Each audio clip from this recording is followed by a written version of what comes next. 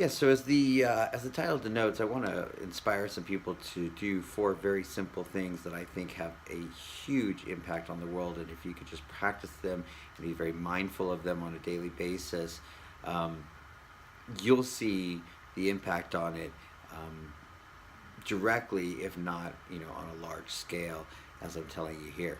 So, first off, you have to really understand the importance of every human being here.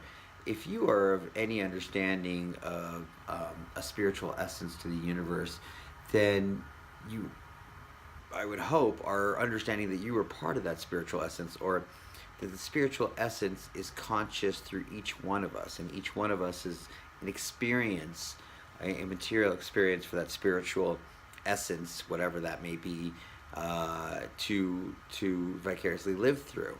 And knowing that your personal drama, your life, your universe around you, which is the people that surround you, the institutions that surround you, and how you obviously portray yourself, and how, what character you play in all of those roles. Are you someone that everyone depends on, or are you someone that everyone is in fear of, or are you someone that is constantly being worried about or cared for, that type of thing. And so your personal drama is the entire universe's attempt to have moral perfection, beautiful life in this material world, which where it seems almost impossible. And so your personal drama, the more you deal with your universe, as I call it, your satellite of people that surround you, the more you deal with that in a positive manner, the more you will find peace throughout the world surrounding you. What you do within your personal universe, like the fractal nature of the universe, will reflect all around you.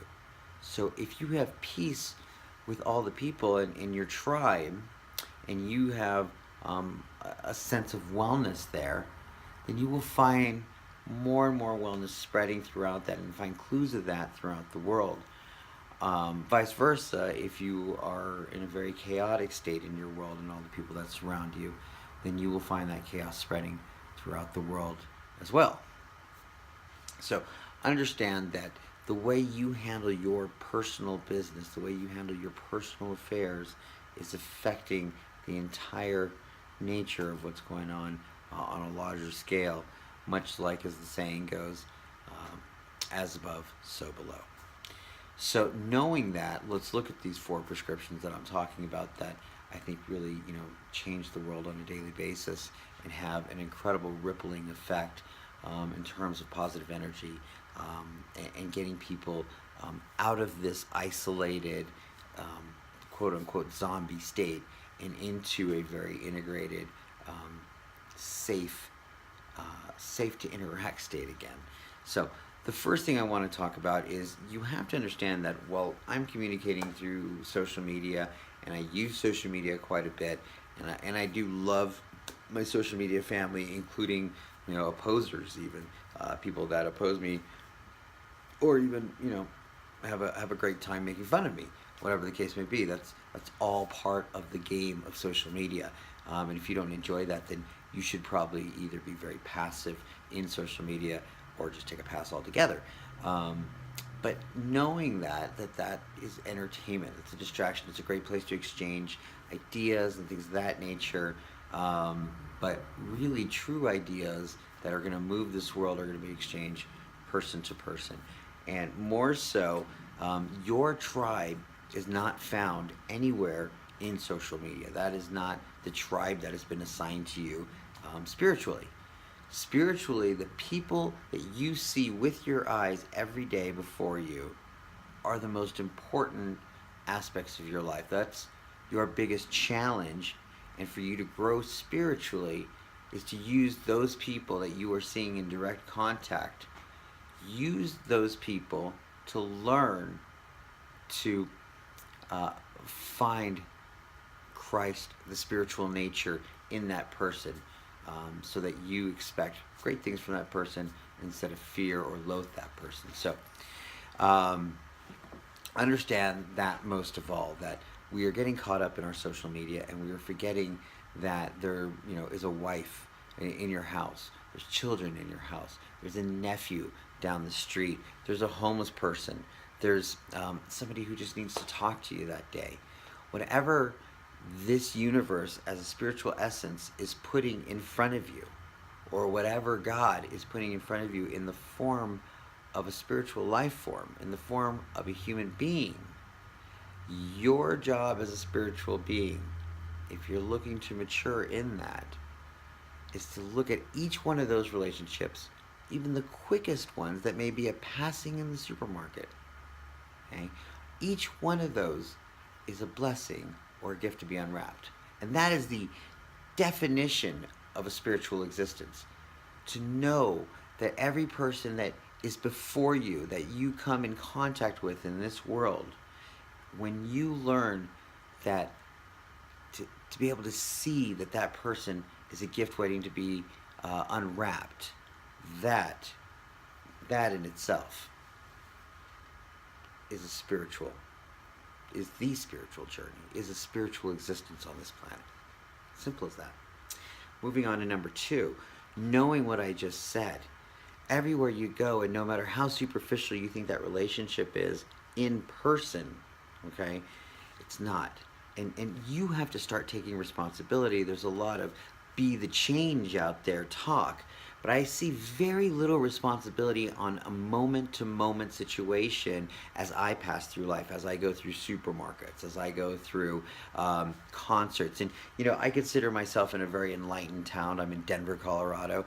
It's certainly considered a very intellectual town in terms of, university amounts of graduates that have graduated from university or had upper graduate schooling. We have a lot of them in the state. I also hang out where I would consider to be alternative thinking sort of, events, whether it be live music events or something of that nature, or even festivals that sponsor breastfeeding and other social action like that.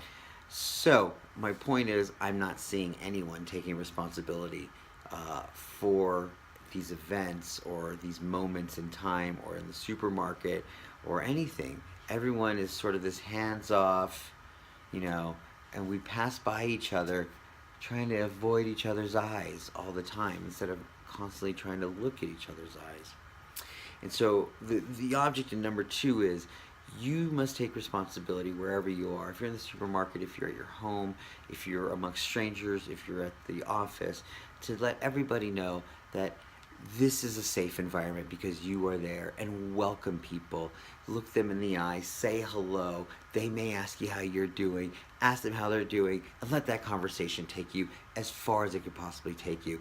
If you do that all day long in every scenario, no matter how superficial or deep, if you just constantly keep saying hello to people and genuinely asking them how they are, or excusing yourself or pardoning them or anything of that nature, really being conscientious of making contact with people, not just kind of passing by them like ghosts, you will be amazed what might be opened up to you. But more so, you'll just be amazed by how you light people up.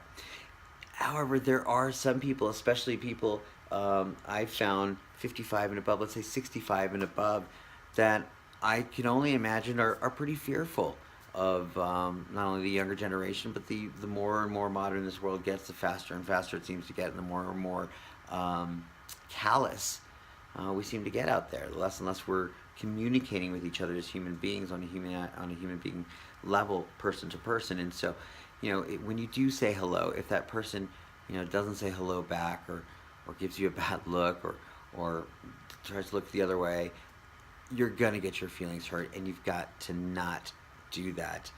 You have to understand and move on, and know that later on, your smile, your genuine nature of happiness and joy that you want to spread to that person will translate at some point, and they will pass that on to somebody else.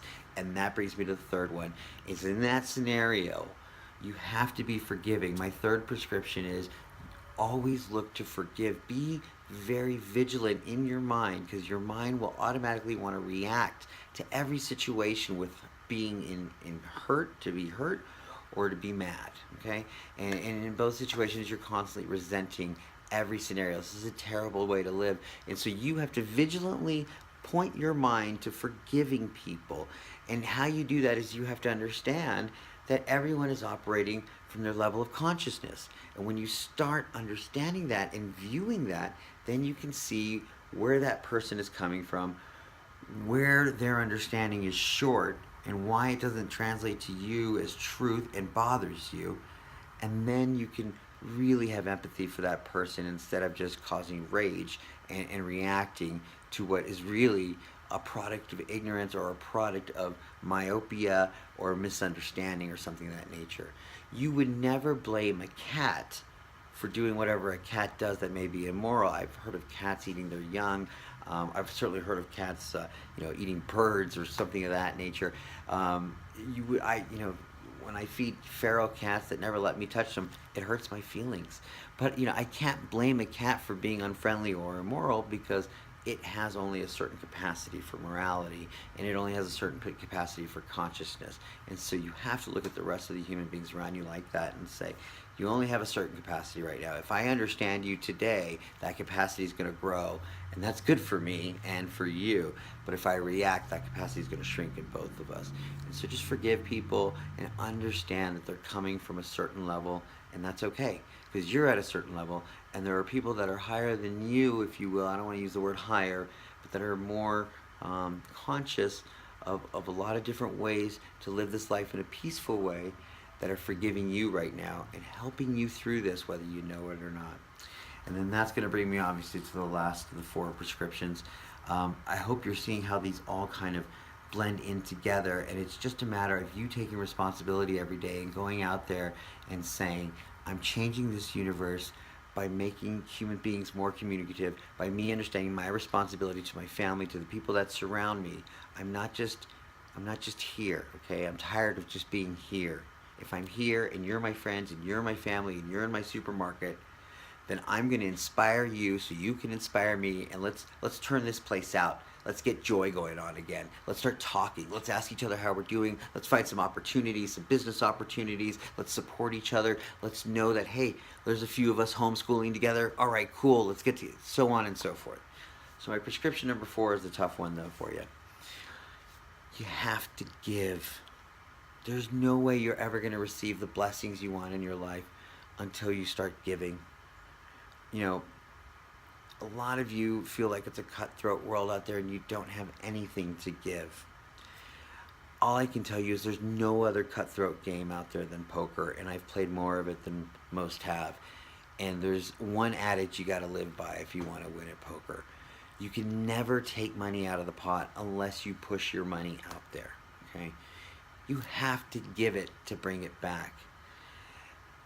I know $5, that guy on the home, you want to judge that guy on the corner, and if you don't judge him and you finally give in to your guilt and you give him $1 or the change at the bottom of your cup, and you see that $5 bill and you think, I need that more than you do, or I've earned it, or whatever emotion is turning inside you. And then you go to the corner store and you buy 2 candy bars and a pack of cigarettes or whatever for $5. That $5 means nothing to you, because you are privileged and you have enough will and strength to have whatever you're doing to bring in income. Okay? God bless you. That's awesome. Keep it up. All right? That $5 you'll earn every single day, that means nothing to you. But it's a miracle to that person on the street, whether you see him every single day on the same corner. You think he wants to be there? Okay? That story's deep. And unless you just want to give the time, which is fine. Get emotional and the camera goes crazy. If you just want to give the time, that's fine. It's not always about giving money. Call your nephew. Give him time. Give him understanding. Give him your words. Give him what you're here to do. So my last message to you is, each one of you has an unceasing capacity to love people and to turn people on. And there's an old myth about angels looking at us and so jealous of that fact that we have this effect where we can just light people up like that if we really want to. But so few of us take advantage of that opportunity. And again, it is that endless well within you. If you do this, you will never get tired. I plead with you to dip into that well. To dip into that well and turn people on today and change this world with me. All right, thanks again.